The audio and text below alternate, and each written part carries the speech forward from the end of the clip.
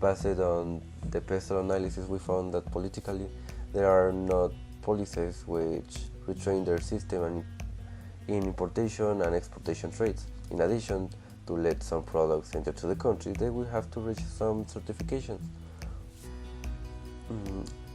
The income of the Japanese families per person is about to $28,061 per year. In addition, their people spend about $300 in beauty and self-care products per year, giving us a huge opportunity to grow up in the market. Also taking advantage of in other aspects like ecology, which is an important phenomenon in Japan and currently in the world. And as we know, in Japan the increasing of technology and industry is growing up. In consequence, the pollution is increasing at the same time. If we give a highlight that signature of eco-friendly product that could bring us an important opportunity to enter to the Japanese market, we can have a good movement in the same market. If we can position our product in the country, we analyze the situation in market and we use the Porter's 5 forces. What we found is that the new entrances of self-care and beauty firms in Asia is increasing in significant amount of new enterprises, with several brands with natural products, which are also competing with powerful companies in this market area, companies like Coke Corporation, Shiseido Company, and Kosei Corporation. All of it could be a high barrier to enter in this market. Japanese market is a demanding one. The clients are always seeking for products which have high quality and don't exceed the prices in similar products. But normally they used to acquire national products, but currently there is also a trend to seeking for exotic and handmade products.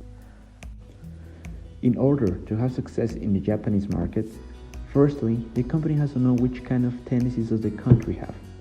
Right now, Japanese care about how their products are made of, if they're organic or if they have lots of chemicals. Therefore, we believe that in order to have success, the company has to get a certificate of 100% organic. This will make the consumer have a confidence on this new product and increase their sales. Another way to make the honey products more ecological is by making their package eco-friendly. We can achieve this by making glass bottles. This will make the container useful after the main product is done and avoid to throw it away immediately. Another solution that our team has found was to make the bottles biodegradable. This will allow the consumer not to care what you throw in the container, because this one will disintegrate with the time and will not harm the environment. Internal activities. The main purpose and what we have not to put apart is the high quality of our honey. It is something that as producers we should never put aside, since it is our main strength. As we saw, the current number of Mexican companies that export money is very high, but having a good quality raw material will not make our final product have the best quality and be like the Japanese are customary to buy or use. To begin, we have to identify well the difference of a product, that it is a soft product and what it does, and know exactly what our product is about, what it does and what it helps us for. Then put a brand on our product. It's not difficult and the perceived value can increase with the printing of a logo. When Japanese see a product that is high quality and a part seems it will be have no problem in trying it. A recommendation is to innovate, not always give them the same product. Someday our clients will no longer pay attention because our competition took a step forward and catch the attention of our clients. Successful importers always hear their clients. They are always in contact with their workers and regular meetings are held in order to encourage the brainstorming that serves to develop new products. We highly recommend testing the product beforehand and see how far it has in Mexico. Grant several tests to Mexican clients and obtain feedback from them. External activities recommendations. The product has the possibility of being exported. However, we notice different areas of opportunity. The first and most important is the lack of producer information about the destination country.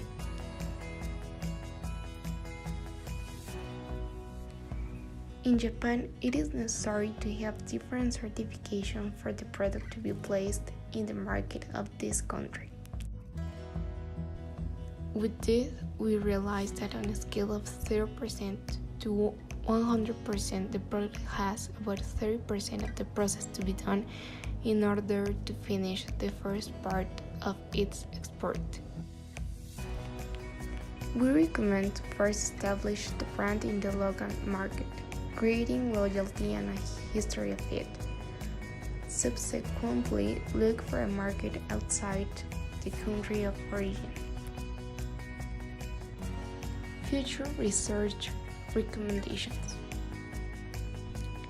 To make an investigation on what is more profitable between exporting the product or join with a company that distributes it or uses it in its own goods or services. Finally, to conclude, our team saw a great potential in the development and commercialization of the fermented products. We believe that products that are Mexican honey-based have a great impact in Japan, generally in the occidental part of the world.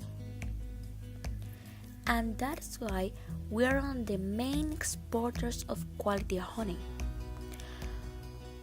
We were to investigate the possibilities of entering to this market. And that's why, even though after investigating the cultural behavior, we got two answers. One is a little in the negative, does not accept the product, and there are reasons why we love no products. They sometimes want to use the same product what we are accustomed to use. Even though the positive is that there is a gap in the market, there is for a highly recommended to enter. And we have discovered that there is many products and competitors that focus on the creation of the natural products of skincare. However, we have that little opportunity to penetrate the market. Even though, in addition, we found a numerical reference of the production and consumption in honey in Mexico, and we discovered that export is a little bigger than consumed in the country.